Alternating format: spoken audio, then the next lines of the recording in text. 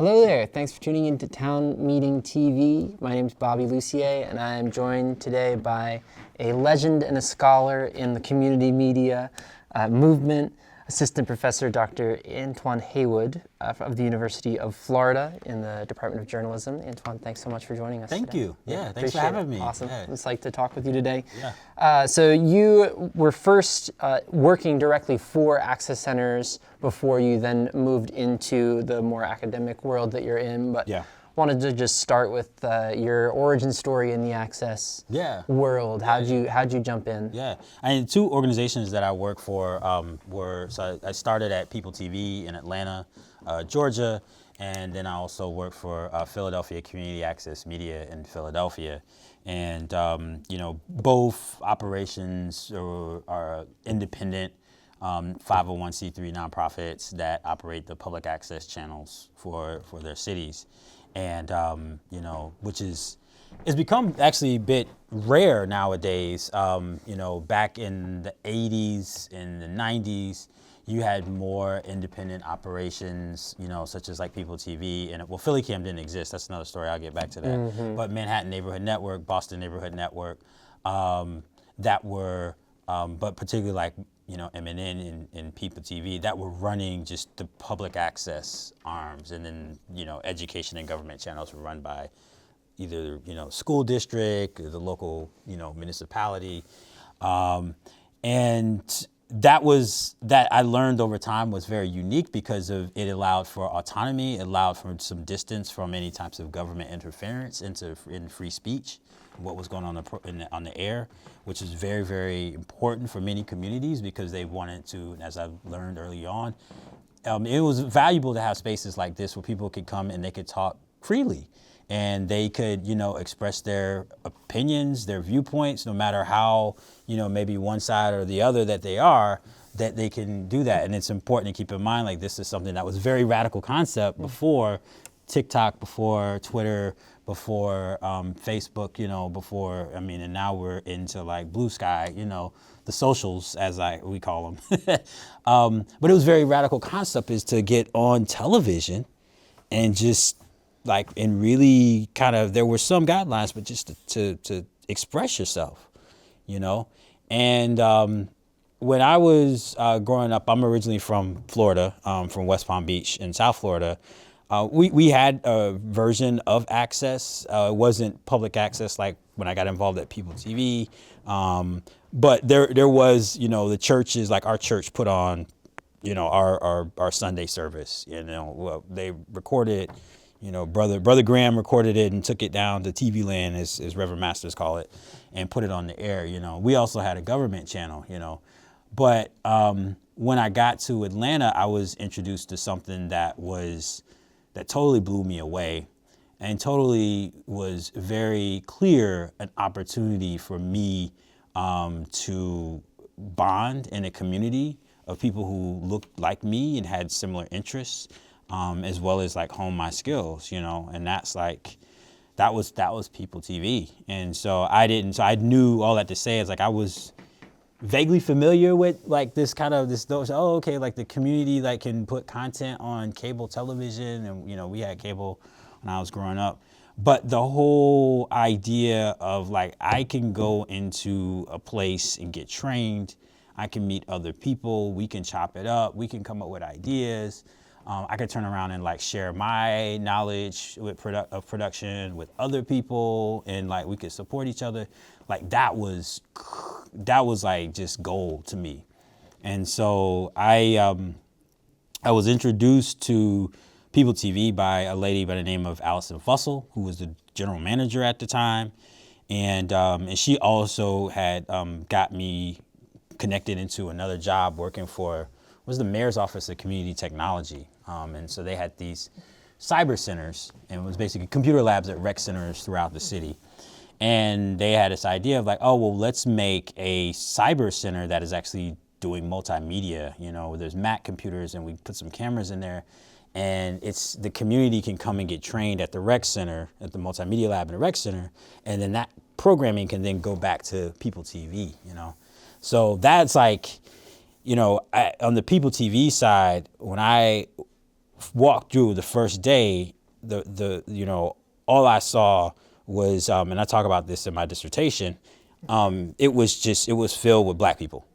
And I was like, what? And people were setting up, doing shows like this. People were dropping off tapes. People were like in the green room, just like, eating from the whatever it was on the crock pot, getting ready for the show. And it was just this energy, this exuberance. And people were in the edit suites, like working. I was like, oh yeah, And then, what we were doing is like Allison had recruited me to start to get involved in this youth program. So we were working with young people ages 14 to 21. And that whole, I was like, wow, like I wanted to be in media, but, coming straight out of college, and that's how I got to Atlanta. I went to Morehouse College. I didn't know what that next step was going to be for me. I didn't know how to pivot to start my professional career, how to springboard into it. And then lo and behold, I met Allison. It was at right time. And I was like, this is it. Like when I walked into People TV, it was really clear that like this is the way for me to move forward, in terms of like my practice, and industry. My sights were set on doing like independent filmmaking. Like Spike Lee was a someone who I admired greatly, still do in his films. Like they really moved me in as a aspiring like storyteller and media maker. So I was like still like set on that. But so the other part of this story is the community technology centers. And so, People TV got me like, okay, I can start like building my portfolio and honing my craft. But what really moved me was when I started teaching at the rec center. And that's when I like caught the like just the fervor. I caught the bug. Like I caught the like, this is clearly where I need to be, is here in the community, helping others, support them in sharing knowledge so that they can tell their stories in very authentic ways. Like I was done, and it was in that moment too, when I was working with them and teaching them, I was showing seniors how to do like slideshows for their class reunions. Like the kids were coming in and doing like little rap videos. They were learning how to do Adobe design, like making collages and stuff. And it was just like, and we were all in community, and I was like, this is where I'm supposed to be. It was like so clear.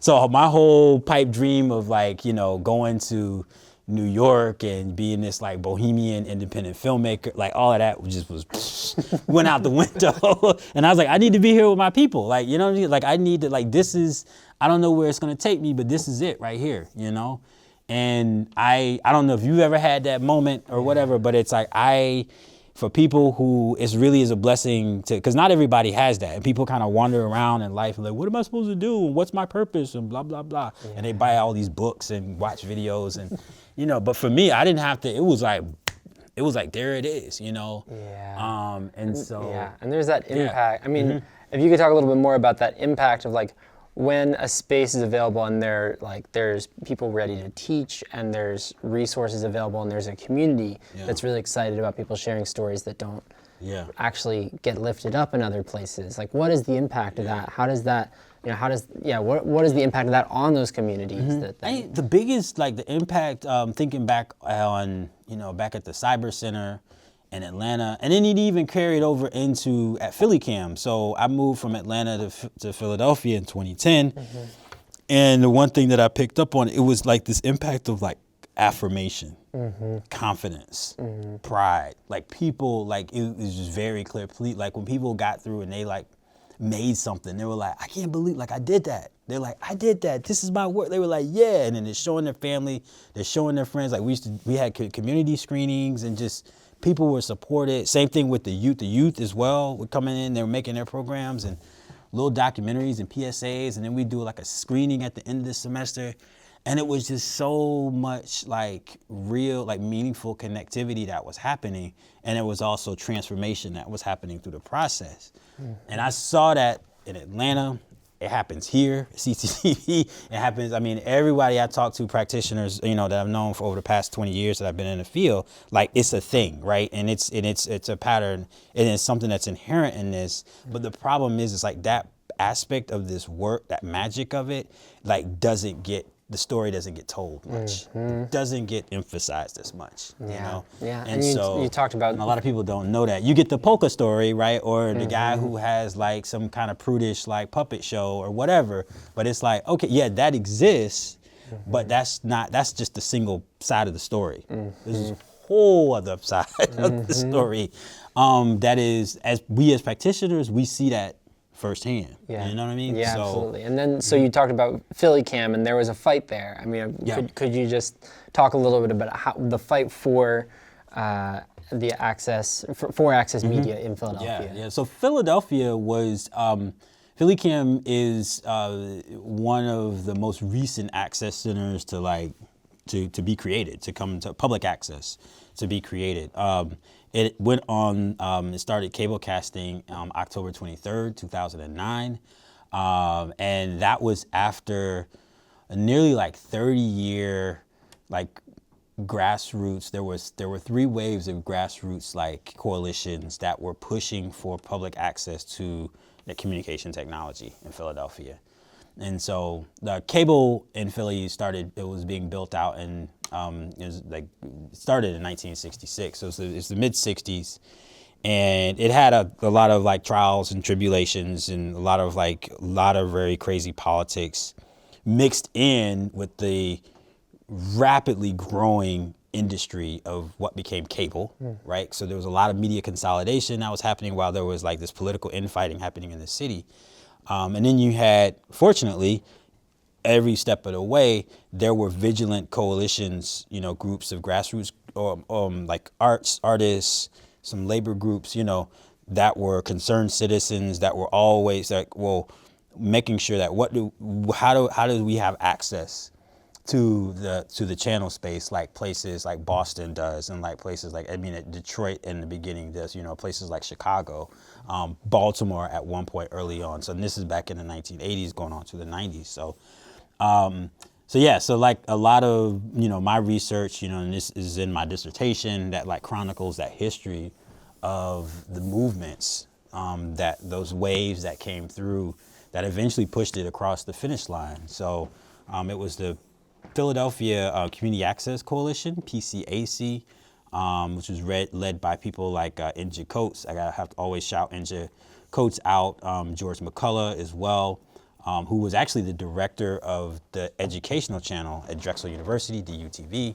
Inja Coates was an activist and just a grassroots organizer in the, you know, media arts space, but also in the queer production community, like that space. And Gretchen Clausen, who became the director, still is director of Philly Cam.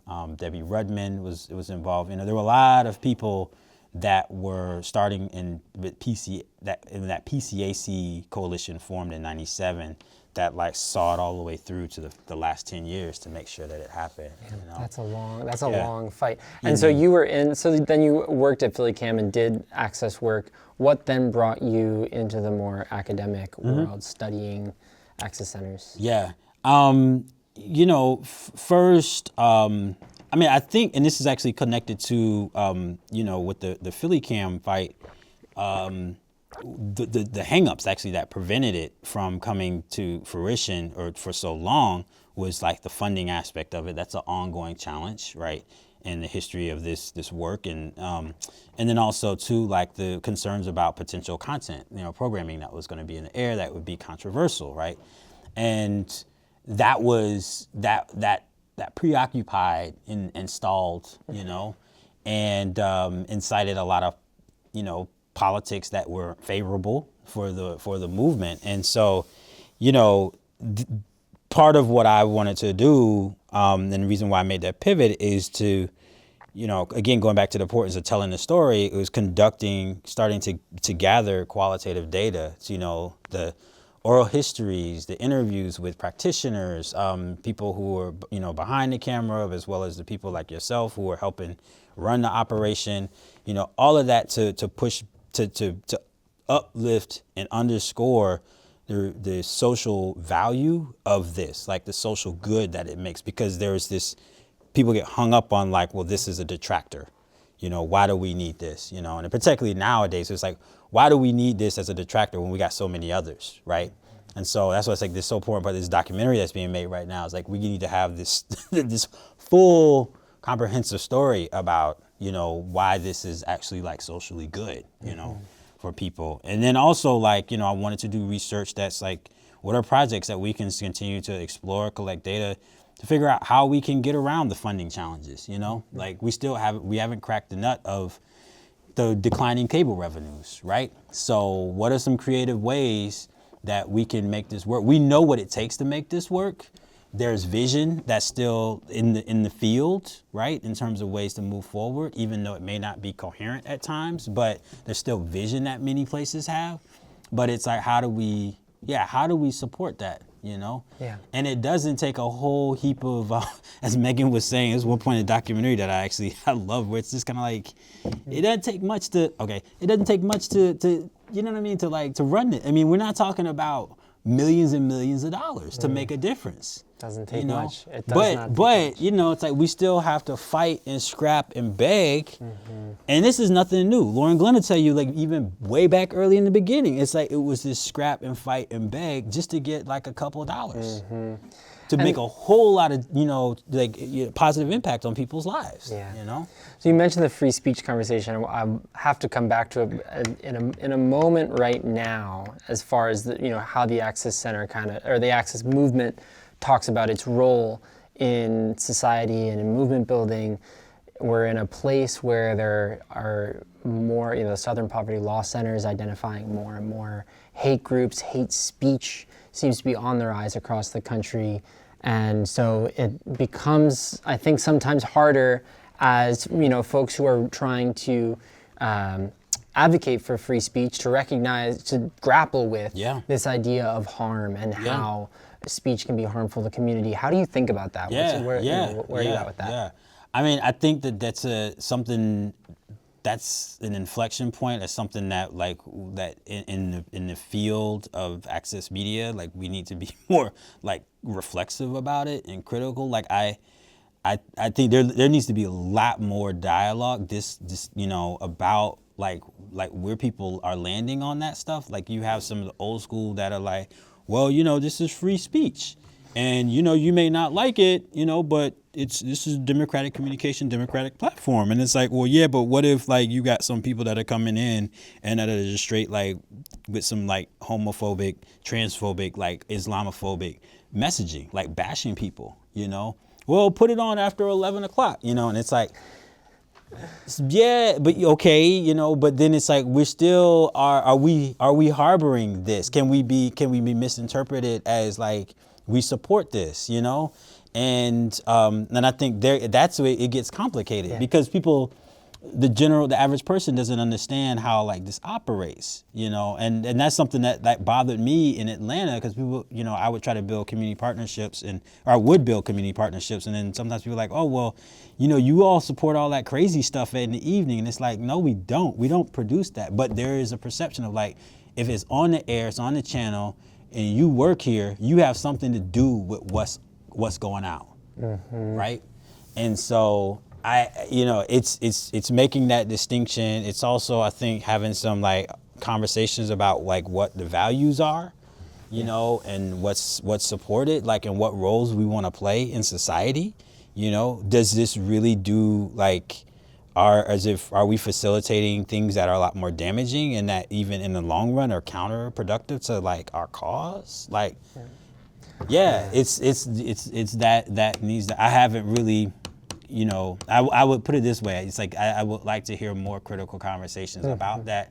Unfortunately, we don't have the Community Media Review, which was the journal of the Alliance for Community Media, like where people can weigh in and practitioners can weigh in and have that conversation, you know, because I think that, I mean, honestly, that's like what's needed. Conference is good to talk about that kind of stuff, but there needs to be a longer form of discourse about it, just the way that there was a long form of discourse back in the late 90s, early 2000s about the first come, first serve ideology and practice in public access, right? Yeah. So, which at that time, and there were people who were like, yes, we want to preserve free speech, we want to support folks, but, you know, also at the same time, like, we got to understand that just like kind of sitting back and waiting for whoever to come into the studio to produce and do whatever they want is not fully being supportive of like community needs, you know, because there's barriers that we're not understanding, you know,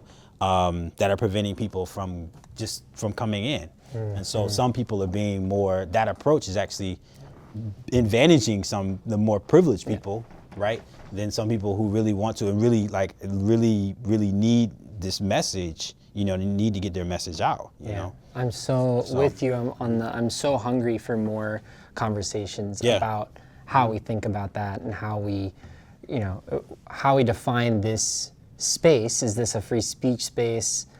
Is it an inclusive space where everyone can feel safe? Are those two things, you know, compatible? I think that's, and I mean, really, it also comes down to who gets to decide, like what speech. There's that too. There's, you know, you can try to put a box around what hate speech is, but ultimately, it's got to be, you know, the people who are running the show, you know, have to decide who, you know, who is able to use these resources and who isn't, and how you draw that distinction. And that feels like a totally open question to me in a way that feels existential in a way for the movement. Like, how do we, if we're going to make a pitch for the resources that we need to keep this incredible community building process and space alive, we also got to be able to talk about what happens when, you know, there's a harmful, when harm comes out of this, you know, this place, and what we do about it. And I think, you know, one last quick thing that I'll say is that, you know, one possible avenue could be, you know, it's like having the community decide. Because what I've learned, and as hard as that is, you know, it requires somebody who has some professional mediation, facilitation, whatever, you know, certificate, blah, blah, blah, after their name, you know, all of that stuff, like stuff I don't do. But I think it does take that. It's a process where it's like, yeah, people like if it can work and be in a productive way, then like community decides like, okay, this is what we want to get behind. This is what is hate speech. And we're like, we're not down with that. You know, we don't want to support that if you want to do this. So somehow, like, I think that it could become I do know the counterproductive way is staff and or board, whatever, deciding that for the community. That, then, right. Yeah. Because then it becomes a power imbalance, right? And then so then you get people in the community who have a beef, be like, oh, okay, now all of y'all are just making decisions, and then we don't have no say in whatever. And then you get people who don't want to like mess with you anymore, don't want to come down, or you know, but then there may be people who are supportive of it. But so it's true. It's a sticky thing. It's a sticky thing. It's tricky.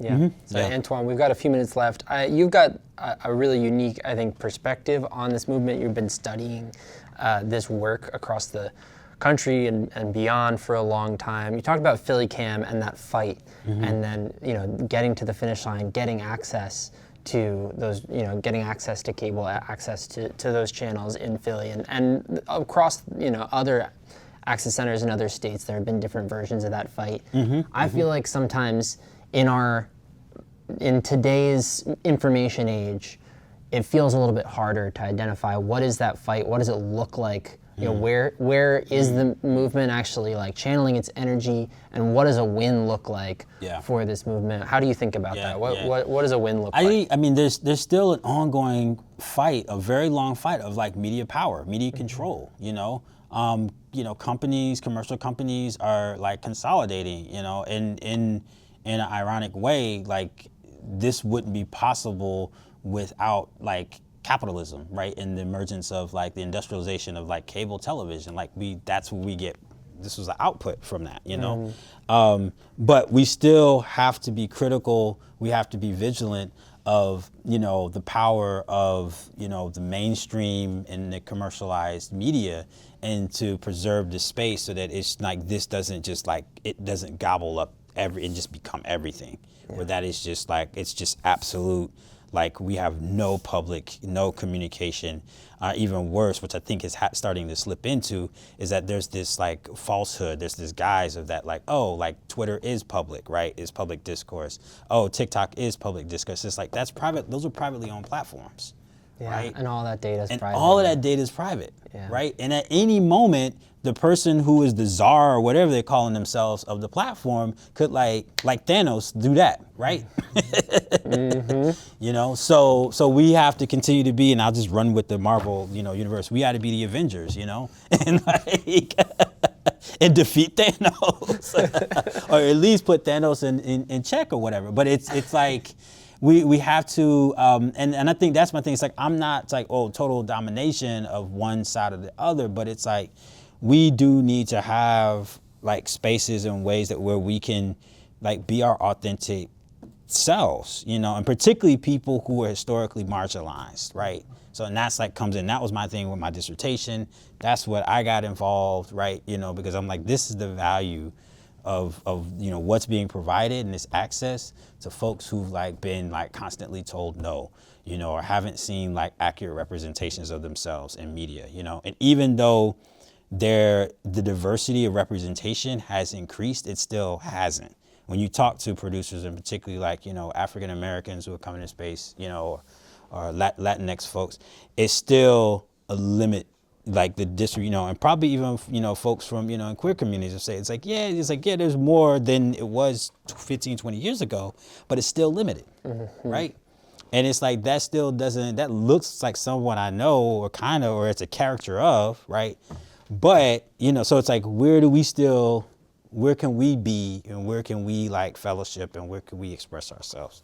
So yeah, as well as like, learn up, get trained up. Yeah. And support each other. Yeah, appreciate that.